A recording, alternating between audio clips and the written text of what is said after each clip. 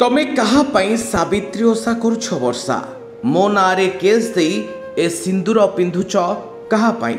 मो आखिरी लुह देई आशीर्वाद पाइबो बोली भाबुछ केमिति मते निंदा करी तबे को खुशी रे संसार करिवो।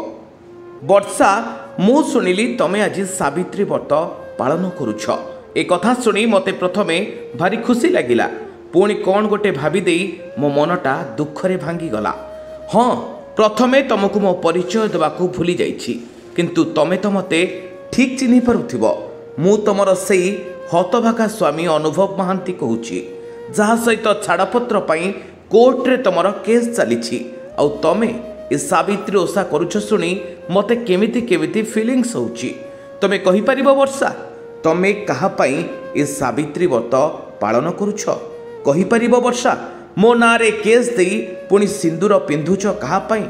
आमर छाड़पत्र हवा पाई केस चलथिले भी एबे भी दुनिया आगरे आमे उभय स्वामी स्त्री एबे भी ओडिसार लोकमानक पई आमे सुआ आउ सारी किंतु मो बिना तमे सावित्री व्रत पालन करुछ केमिति मो पाखकु न आसी तमे आशीर्वाद पाइबो केमिति मोठू अलग हवा पाई केस लढुछ पुणी कहार दीर्घ जीवन कामना करी ओषा करुछ। मु तुमको संदेह करूनी वर्षा कि खराब करी कहूनी मु जानिछि हातरे शंखा सिंदूर धरी पूजा करिबा समय रे मो मुह तम आखि आगरे नाची जाउथिबो तमे तम मन को पचार वर्षा भगवान को मुंडिया मारिबा बेले मो कथा तमर निश्चय मन पडुथिबो अन्य साधवा नारी मानकु देखि तमरे भी मो पाखको आसीबा पई इच्छा होउथिबो। आज ओडिया घरर विवाहित महिला माने स्वामींकर दीर्घ जीवन कामना पई सावित्री व्रत पालन करुछंती आ तमे भी सेथिरे निजको सामिल करछ सुनी मते भारी खुशी लागुछि किंतु कोन करिबी वर्षा चाहिले भी तुमको मो आशीर्वाद दे पारुनी मो आखिरे लुह देई तमे भगवान को ठरु आशीर्वाद पाइबो बोली भाबुछ केमिति मु परा तमर शंखा सिंदूर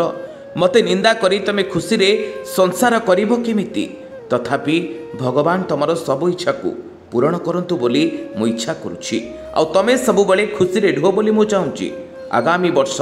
सावित्री बेलको आम संपर्क रे पुण्यछत पड़ी सारिथिबो आमरे शेष सावित्री पई तुमको शुभेच्छा जणाउछि मु अनुभव महांती कहूछि। ब्यूरो रिपोर्ट जीवन साथी 24 न्यूज।